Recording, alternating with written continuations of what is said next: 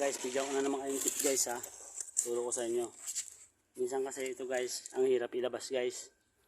Itong pinaka cover niyan.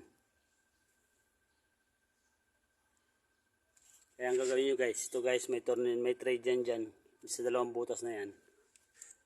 Tingnan nyo guys kung paano ko palabasin yan.